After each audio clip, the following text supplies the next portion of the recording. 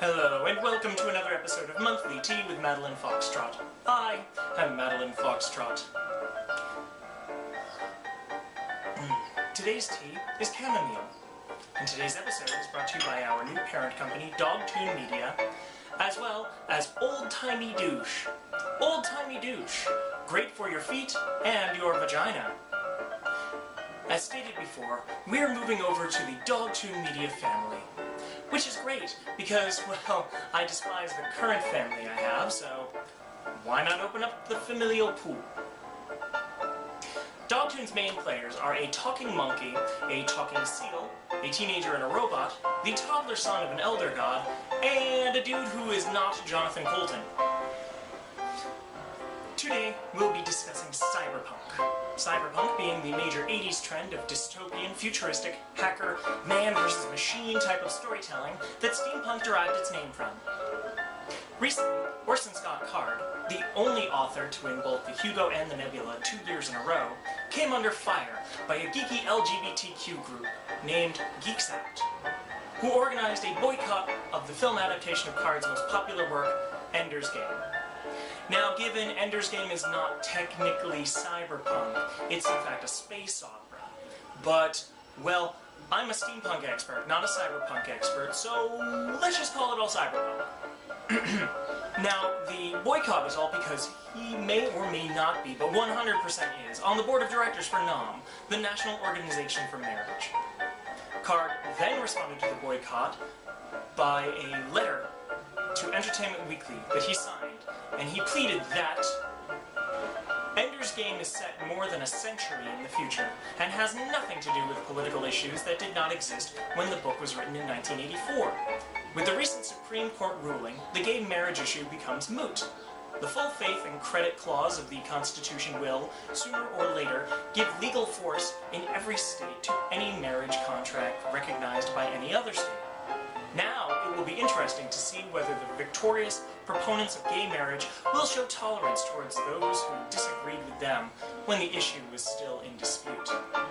Now, before I continue, I should address the fact that, yes, steampunk is apolitical. But remember, we're talking cyberpunk right now. And even then, we're also talking about a space opera. Cyberpunk is rife with politics, so I'm just being true to the genre.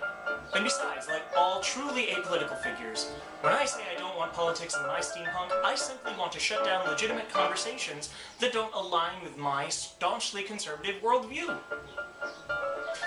This story, on the other hand, deserves our attention because Orson Scott Card is indeed under attack. Listen, you gay bacon, lettuce, and tomato quesadillas. What's that? Oh, that's not what that stands for? Well, it sounds delicious. Point is, we're not going to stomach any more of your rabble-rousing. That's right. This political issue, the gay issue, didn't exist in 1984 when the book was written. No. There were no gay issues in the 80s. Even though you, Mr. Card, bring up in an article published July 4th, 2008 that remember how rapidly gay marriage has become a requirement. When gay rights were being enforced by the courts back in the 70s and 80s, we were repeatedly told by all proponents of gay rights that they would never attempt to legalize gay marriage. Now, just because you said that, and you acknowledged the fact that, well, there were gay rights advocates in the 80s and that gay rights was an issue, that doesn't mean that gay rights was an issue. Also, never mind the fact that thousands of gay people died in the 80s due to the myths that AIDS and HIV was simply a gay disease, and therefore wasn't worth discussing publicly. Reagan said that, in fact, an 80s president. Also, never mind the fact that the Stonewall Riot, the linchpin of a boiling queer activist movement, occurred 10 or so years earlier in the 70s. Let's face it, just because those things happened didn't mean that gay people and gay marriage were an issue. No. And besides, like Card says, the gay marriage debate is becoming moot. But I guess we should all consider handing the studio money so they can pay Card for his work, so he can pay anti-gay marriage groups to disseminate hateful information about gay people. A point that is now moot, to be a waste of money and financially irresponsible on all counts. You know, since it's moot. Now, where was I going with that?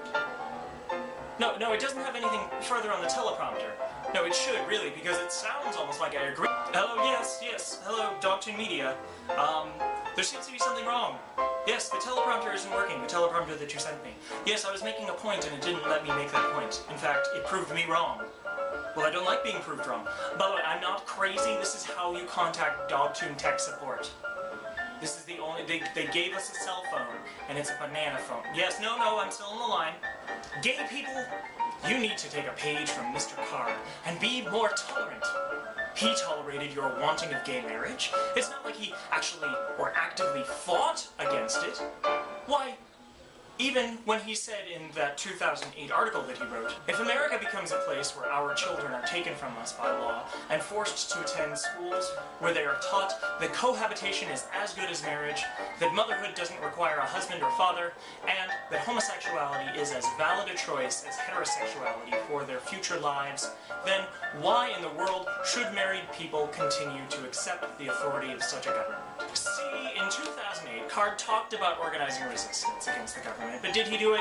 Of course not. So please, show tolerance to Orson Scott Card's homophobia, exactly as he has to your existence.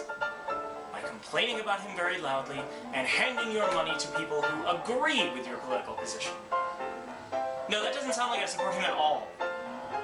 Yeah, no, that not at all. Damn you, combustion books!